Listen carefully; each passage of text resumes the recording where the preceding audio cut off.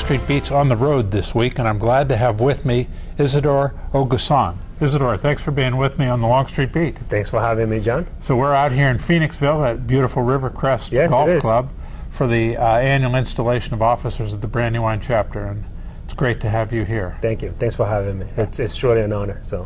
Well, Isidore, I've gotten to know you pretty well in our work with PRLA, and I've really enjoyed learning about your background. And you have a pretty interesting one.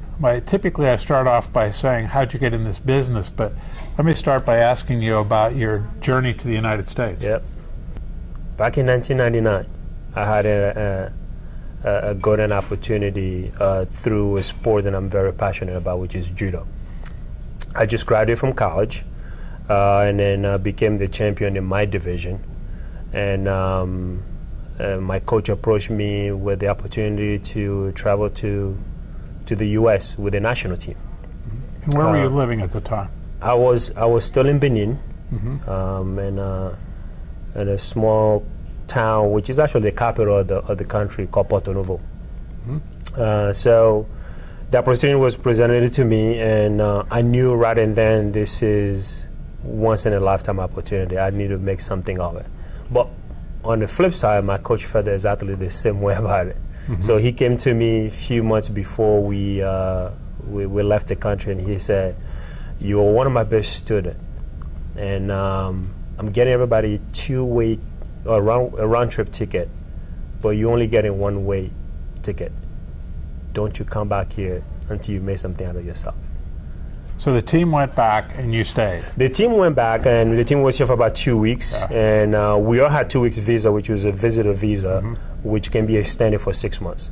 So the team came, we trained, competed, and everybody was happy on the bus. And coach asked me, "Do you remember our agreement?" I said, "Yes." "You still want to do it?" And I said, "Yes." He asked me how much money I have, and I said, "Well, roughly over the equivalence of $10 US. Wow. And he asked me, "How are you going to make it?" And I said, "I'll figure it out." So you, like 1 out of 3 Americans, got your first job in the restaurant business. I did. And how did you do that? I came across a restaurant on 17th and Sampson. It's called La Crêperie Café. It's French, sounds familiar to me, and I walked in. I asked the owner if I could get a job, and she asked me if I had paper, meaning am I legal? And I told her that I didn't. She said, "Well, I really can't hire you." But she was busy. It was busy, and somebody might have called out that day. She didn't have any help. So I felt sorry for her, and I started to work. I started to bus tables. 2 hours went by, she noticed I'm still at the restaurant. So she said, "Wait, what are you doing here? You still?" I said, "Yeah." I said, "You needed help." So I just worked. And I pick up my bag, and I'm working now. And then she stopped me. She said, "Come back tomorrow." And that's how I got my first job. Wow. And today you own your own business, which is financial services business, 1847 Financial Services. I don't technically own it. I'm part of a company called 1847 Financial. I'm one of the advisors of the firm. Yes, so that's my line of business today. Obviously, there's a lot in between that, but I want to, between that first job, bussing tables, that you did on your own without even being hired, and where you are today. Let me back up for a second, though, and talk about last spring, when you received the Faces of Diversity Award from the PRLA and the National Restaurant Association, basically because of what you've been able to do in essentially picking yourself up with nothing, $10, and becoming successful. How did you feel when you received that honor? I didn't really know how to feel about it, because I was never awarded anything really before in the past, well, except for in judo, but it was a validation of everything I've been through, of people that gave me chances to succeed. For whatever the reasons are, whatever they saw in me and gave me opportunity when other people weren't afforded the same. And as a financial planner, being able to give back with my knowledge in the financial services to that industry that really saved my life. It really saved my life. It got me started here in the U.S.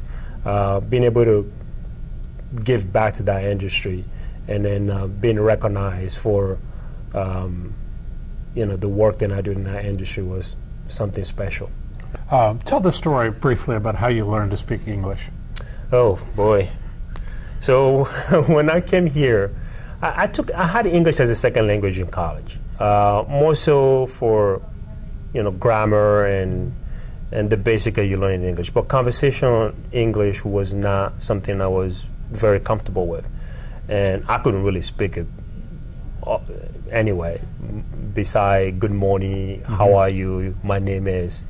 But I knew if I were going to make it here, I need to learn the language. It was going to be my getaway into whatever I needed to achieve. So learning English for me was, two shows has a huge impact on how I got to where I am today. Three's Company and The Golden Girls. So I will watch those two shows religiously, closed captioning on the screen, and I will write every word on the screen, translate into French, translate back into English, and I did that religiously every day.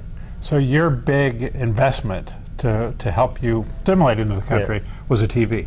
It was. Yeah. It was. It was a TV that when I had my first job at a restaurant as a busboy, I was getting paid $2 an hour. And I would go to a local store on Walnut Street, 15 and Walnut. Actually 15 and Chestnut. It was owned by a Lebanese businessman. Yeah.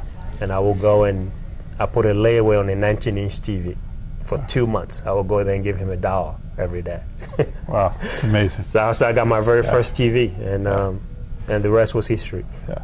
Well, as I mentioned, you and I have gotten to know each other through the PRLA, Pennsylvania Restaurant Lodging Association. What has the association meant to you? The association for me, especially with the work that I do in the restaurant industry, it meant to me that there's an advocate. There's an association that's actually truly advocating for those folks, for the food industry. Quite frankly, in my opinion, I think, and other people who agree with me, it's the largest job creator in this country. And most people will probably minimize it, but it is true. So that industry that gave me the opportunity to be where I am today, I think there needs to be somebody who fights on their behalf. And that's exactly what PRLA does. And the restaurant owners and operators are too busy running the day-to-day business. They don't realize all the work that's being done in the back of the house to be able to protect their interests. Well said. So you're a leader within the Brandywine chapter here, and now you're also serving on the state board. So you're on the board of directors of PRLA, and so you are a leader. What do you think is the most important trait of a leader? The most important trait of the leader, I would say the ability to listen, which I'm not very good at, really. I try to do my best. The ability to listen and be able to adapt to changing environment.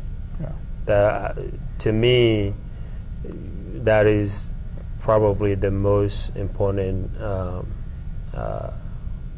trait of a leader. Wise words to remember. Well, Isidore, thanks for taking the time to be with me today. It's great having you on the Longstreet Beat. Thank you for having me. And it's great to have you as my friend in the association. Thank you very much. It's really an honor. And thank you for tuning in. I'm John Longstreet with another edition of the Longstreet Beat. I'll see you again next time.